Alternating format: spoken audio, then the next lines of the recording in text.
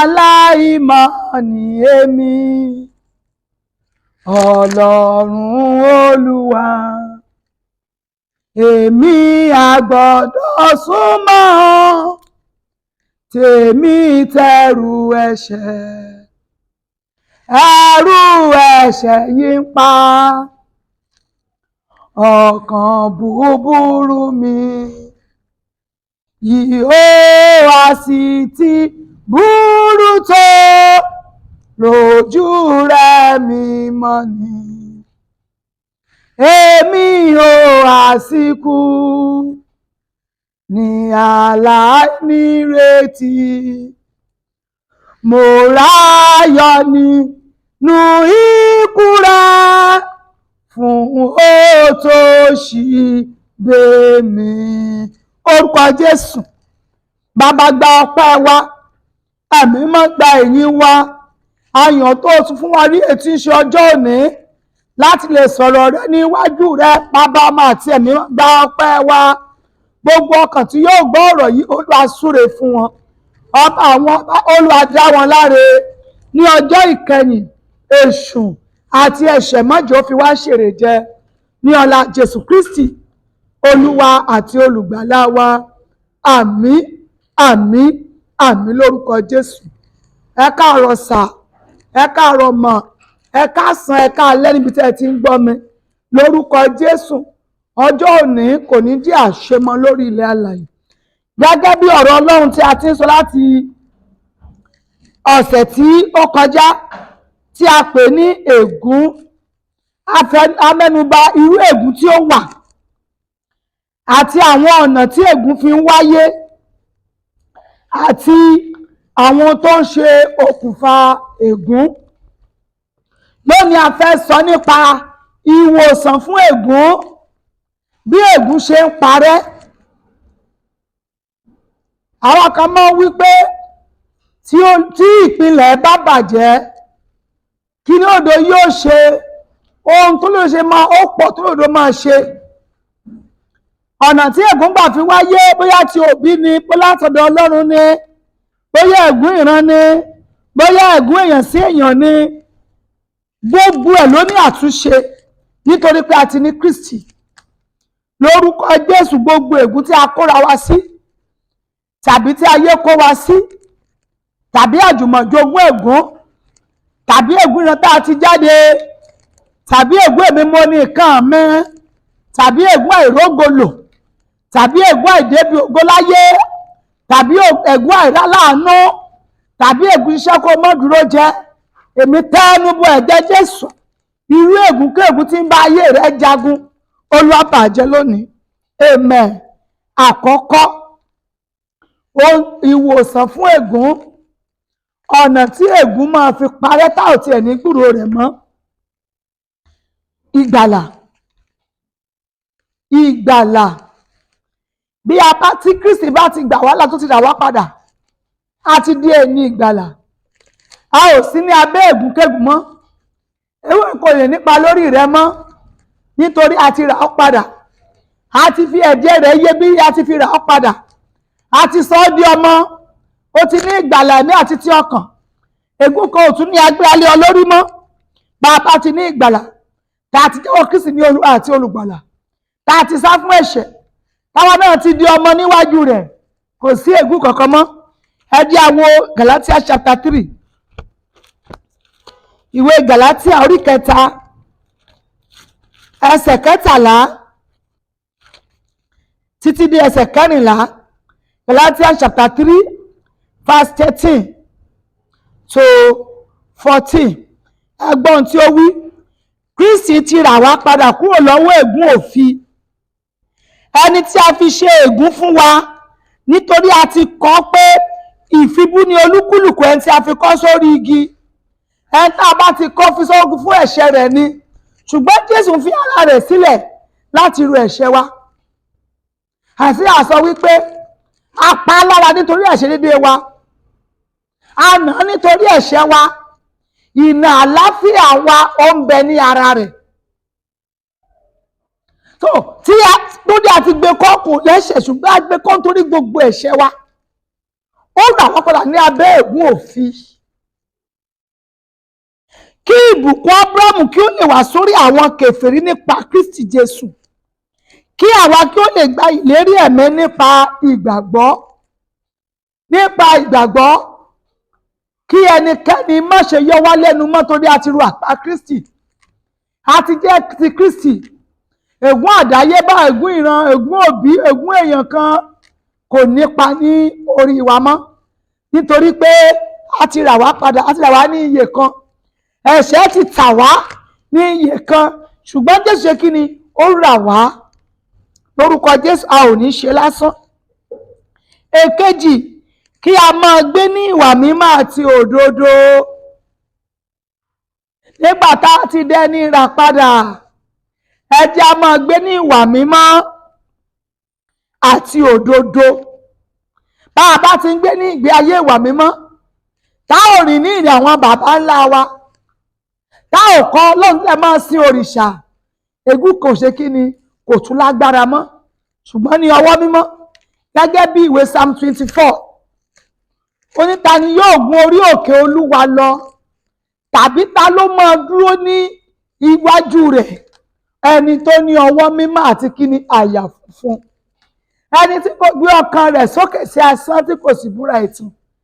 Bí o bá fẹ́ bọ́ lọ́wọ́ ègún ayérayé àti ègún ìran, ẹ jẹ́ kí a máa gbé ní ìwà mímọ́ àti òdodo. Ìwé Romans chapter 8. Romans chapter 8. Ẹ jẹ́ a bẹ̀rẹ̀ láti ẹsẹ̀ 5.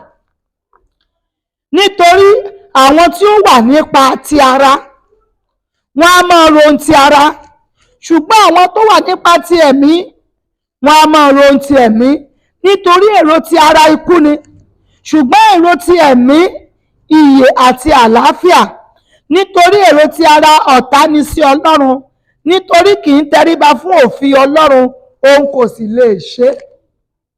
Tó tá a bá ti ní ọwọ́ mímọ́ àti àyà funfun, tá a ní òdodo, àwọn èpè ìran, ẹnikẹ́ni tó ń gbé ọ ṣépè, ẹgbọ́n tí oníkan sọ pé, ó ní ayé ló sọ pé ìwọ kò lè níláárí, èèyàn ló sọ pọ́rọ̀ rẹ̀ kò lè já síre, wòlíì ló sọ páyé rẹ̀ kò lè nítumọ̀ o.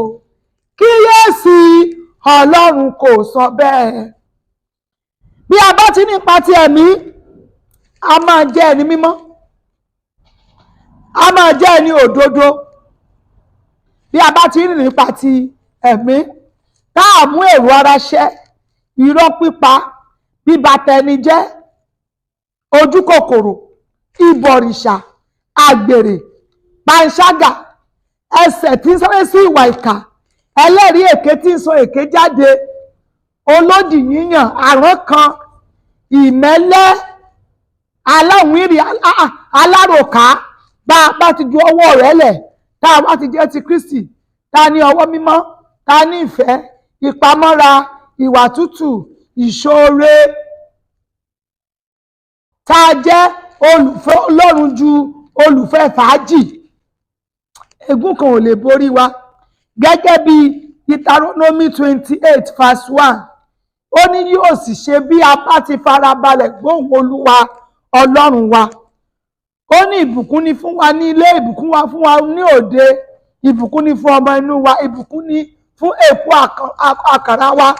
Ó ní àwa máa jẹ́ orí, a kì yóò jẹ́ ìrù. Ègún kan ò ní rí, ní traces ègún kan mọ́, tó ní ó ti yọwọ́ kúrò nínú ègún ìran tá a ti jáde.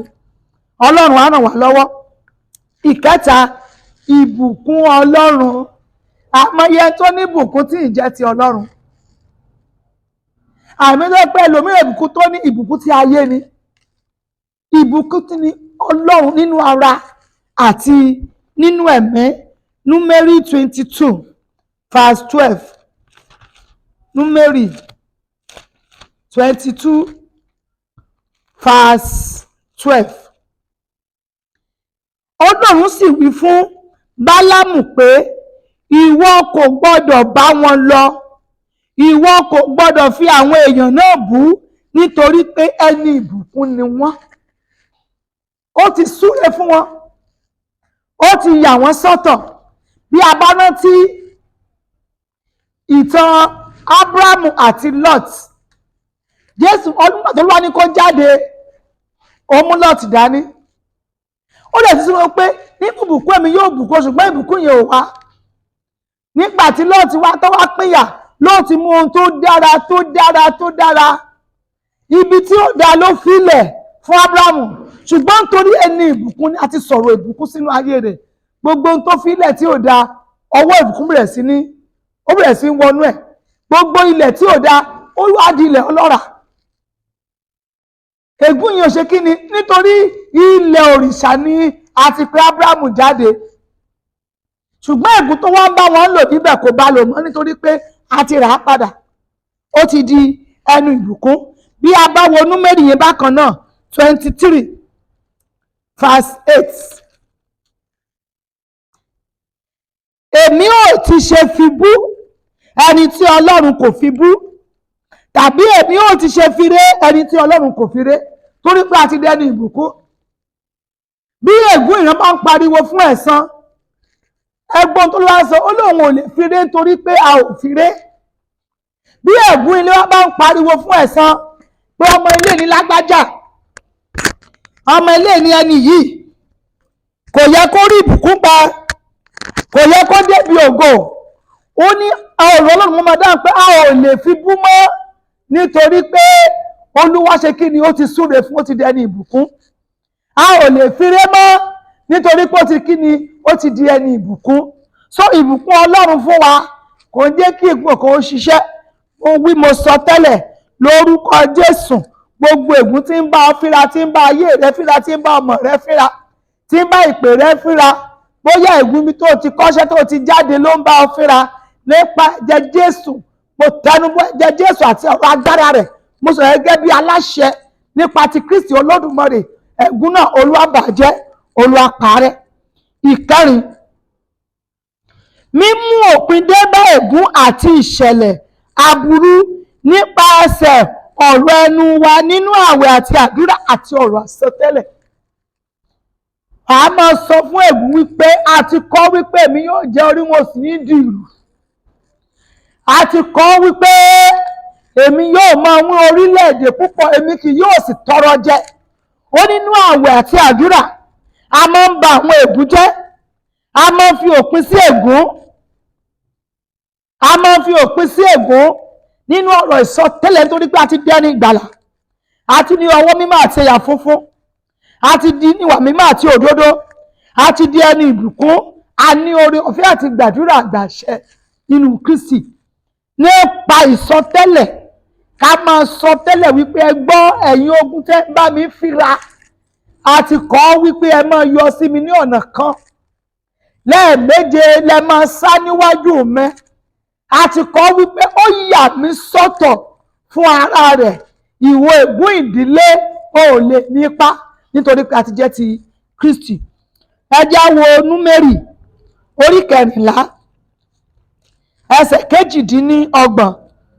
Numeri chapter 14 verse 28. Wí fún wọn pé Olúwa wí pé, bí mo ti wà ní tòótọ́, bí ẹ̀yin ti sọ ní etí mi, bẹ́ẹ̀ ni èmi yóò ṣe sí yín. Ègún ò ṣe kí ni? Ègún ò ní pamọ́. Bí bá ṣe ń sọ níwájú Ọlọ́run, bí a ṣe ń sọ ní etí rẹ̀, kí ló sọ? Ó ní bẹ́ẹ̀ gangan lèmi yóò ṣe. Ó ní Olúwa, wí fún Olúwa mi pé jòkó nìyí, títí èmi yóò fi sọ àwọn ọ̀tá rẹ di àpótí ìtìsẹ̀ rẹ. Torí a ti dẹni ìgbàlà, a ti ní ọwọ́ mímọ́, àyà funfun, a jẹ́ olódodo, a jẹ́ ẹni ìbùkún, a ní orí ọ̀fẹ́ láti béèrè kí ẹni tó ní wá kó sì gbọ́. Bákan náà, Colossians chapter 2.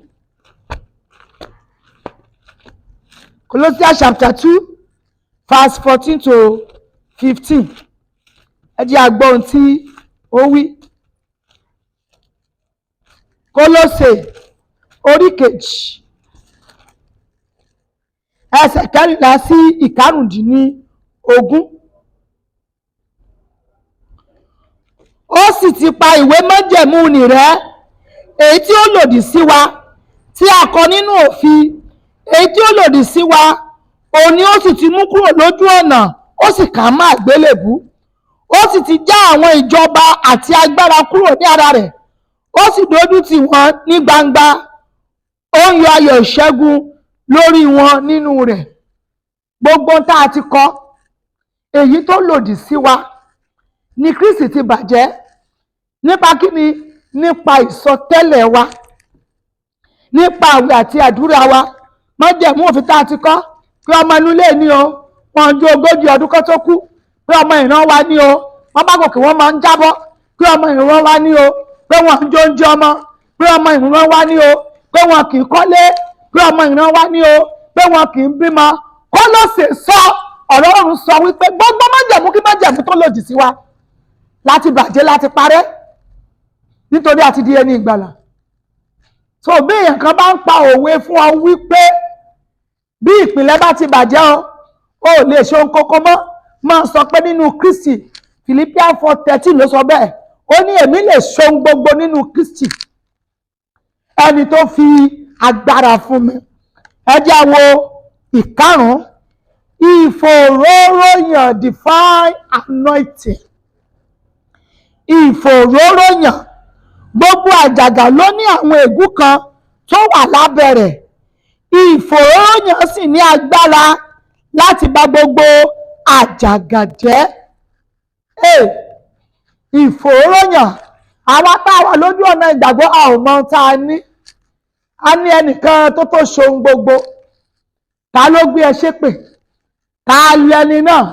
Nígbà tí Kristi ń bẹ láyé, tí ẹ̀mí rẹ̀ sì ń bẹ, nígbà tí ọba tí kì í kú tó jẹ́ Ọlọ́run rẹ, ọba tẹ́nikẹ́ni ò dìbò yàn, ọba tí kò lè pa, ó dá ikú, ikú ò lè pa, ọba tó dànù táwọn ò lè ṣe, tó ń bẹ láyè fún ọ. Ìfàmì òróró yàn. Ẹ jẹ́ á wo Isaiah chapter 10 verse 27. Isaiah chapter 10 verse 27. Yóò sì ṣe ní ọjọ́ náà, ni a ó gbé ẹrù wúwo kúrò ní èjìká rẹ àti àjàgà rẹ kúrò ní ọrùn rẹ, a ó sì bà àjàgà náà jẹ́ ní ọrùn rẹ. Àwọn ẹrù tó ti dì ní ibi tó ti lọ́kọ, ta ní ilé tó ti lọ́kọ, àmọ́ ń bọ́kọ ọjà ṣùgbọ́n wọ́n ń jèrè ọkọ. Wọ́n bá forí ṣe fọ́kùnrin nínú ilé tó wọ̀ yìí, wọ́n ń jèrè ń bẹ̀. Ẹgbọ́n tí ọ̀gá ògbó sọ ní Isaiah 10:27.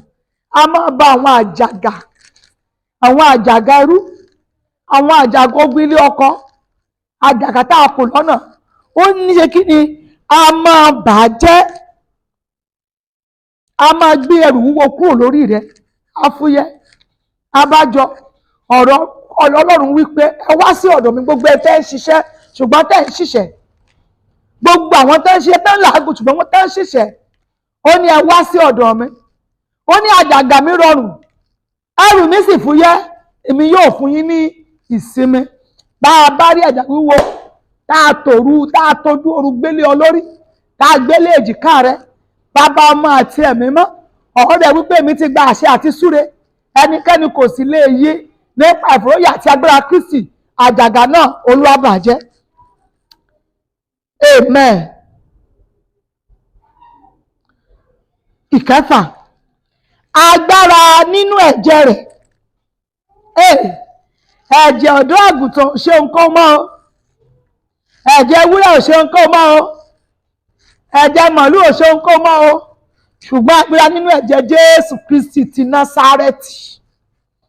Agbára nínú ẹ̀jẹ̀ rẹ̀, níwọ̀n ìgbà tó jẹ́ wípé nípa ẹ̀ṣẹ̀ ni ègún ti wá, láìsí ìtàjẹ̀sílẹ̀ kò sí ìmúkúrò ẹ̀ṣẹ̀. Ẹ̀jẹ̀ Jésù Kristi ní agbára láti gba gbogbo ègún rẹ́, kí ó sì mú àyípadà wá. A ó lè lo ẹ̀jẹ̀ náà nípa pípè nínú àdúrà. Ó ń ṣiṣẹ́ òbùn àti oúnjẹ alẹ́ Olúwa. Ṣé ẹ mọ̀ wípé ó fún wa ní ara rẹ̀? Ó ní ẹ gbà ẹ jẹ, ẹ máa ṣe ní ìrántí mi. Ó sì fún wa ní ẹ̀jẹ̀ rẹ̀. Ó ní ẹ gbà kẹ́ ẹ mú, àtàtìlẹ̀ fún ìmúkúrò ẹ̀ṣẹ̀ yín. Ẹ̀yin Olúwa, agbára nínú ẹ̀jẹ̀ Kristi, nínú ẹ̀jẹ̀ rẹ̀ tá a kàn án lórí àgbélébú, èyí tó ta sílẹ̀ ní ìhà rẹ̀. Ó ní agbára láti pa ègún rẹ́. Ó ní agbára láti pa ègún rẹ́. Hebrew chapter 9 verse 22. Hebrew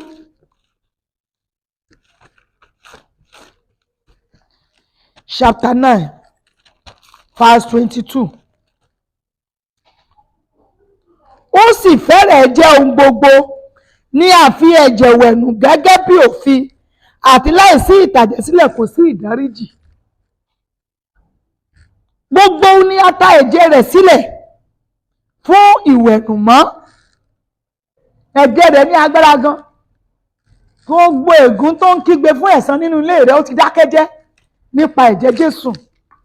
Gbogbo ìwé àdàbí èmi mo ní nǹkan mi kò lè lọ. Àdàbí bí ó bá jẹ́ èmi ni mo bí. Àdàbí bí ó bá jẹ́ inú mi ló ti jáde. Àdàbí bí mi ò bá mọ orúkọ bàbá àti ìyá rẹ̀. Àdàbí bí mi ò bá mọ ọjọ́ tó wáyé. Ẹ̀jẹ̀ Jésù ti wẹ̀ dànù, ẹnìkan ò lè pe àdàbí lábẹ́ ègún kankan fún ọmọ. Nítorí pé ẹ̀jẹ̀ rẹ̀ ó ti wẹ̀ dànù. Ní àkótán ará, bí a bá wà nínú Kristi, a ti di ẹ̀dá tuntun, ẹ̀dá àti ìran tuntun. Èyí ó ti sọ wá di òmìnira lọ́wọ́ ègún gbogbo. Eléyìí tó lè yọjú ègún ìdílé ni, ègún ìran ni. Ó ṣe kí ni? Ó ti gbà wá. Máa jẹ ìgbádùn òmìnira nínú Kristi ní ìgbà gbogbo. Bó bá ti ní ìgbàlà, lábẹ́ ìgbàlà ní ronú pìwàdà, ìsúnmọ́ Ọlọ́run kò ẹ̀ṣẹ̀ sílẹ̀ wà. Bó bá ti ń gbé nínú rẹ̀, tó ti ní ìbùkún Ọlọ́run, tí o ti máa àdúrà àti àsọtẹ́lẹ̀ ọ̀rọ̀ rẹ̀ gbà, àti fi àmì òróró yàn ọ́, o ti ń gbé nínú ẹ̀jẹ̀ Kristi.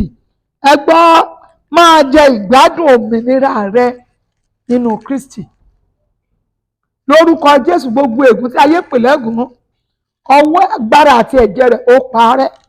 A ó jọ yin Ọlọ́run, a ó gbégbá ọpẹ́ títí a máa fi pàdé ní ọ̀sẹ̀ tó ń bọ̀, tí ń ṣe ọjọ́ ìṣẹ́gun, every Tuesday 9 o'clock.